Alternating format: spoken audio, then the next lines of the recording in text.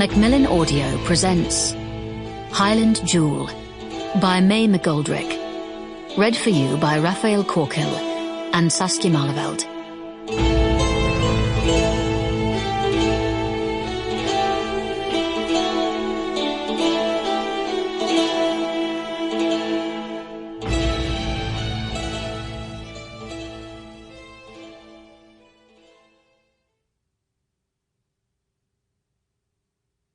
Prologue. Brunswick Palace, December 1794. Caroline stared down at a carriage that had been brought around from the stables. A driver and groom were cloaked and muffled against the miserable weather. 2 trunks had been secured on top. They appeared to be taking someone on a journey. The time had not yet arrived, but soon a carriage would be waiting to take her as well. From one prison to the next, from Brunswick Palace to St. James's Palace. Princess Caroline Amelia Elizabeth of Brunswick-Wolfenbüttel turned her gaze to the town's red roofs, stretching off into the distance beyond the 326 spiked iron bars of the fence at the end of the palace courtyard. Icy rain had been falling for an eternity, and the Oka River lay like a sluggish grey snake beyond the leafless trees. Rousseau said that man was born free, but was everywhere in chains. This cold, loveless palace was her home, but it was also her prison. From the moment Caroline took her first breath, she'd been bound with gilded chains. Growing up, she was watched, herded about like a prize sheep, berated and chastised bitterly if she were to try to speak to a commoner, or, God forbid, a man. She'd been educated to please others, dressed to please others, persecuted to please others. Be silent. Submit.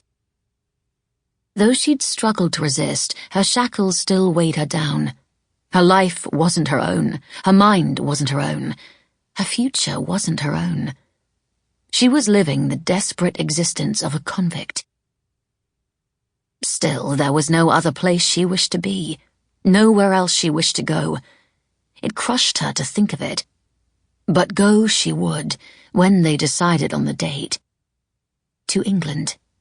Married off to her first cousin, a man who already had a wife.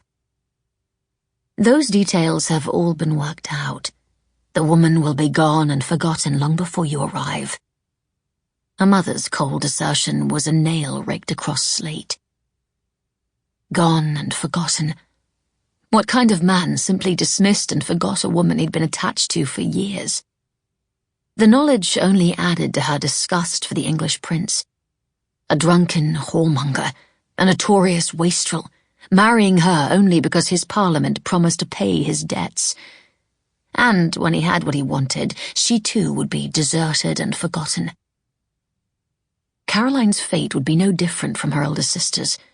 Poor Augusta, married off to the Prince of Württemberg, abandoned in St. Petersburg after giving her husband 2 children, and then found dead, most likely murdered. No questions were asked by the family. Augusta did her duty, Caroline, as you will do yours.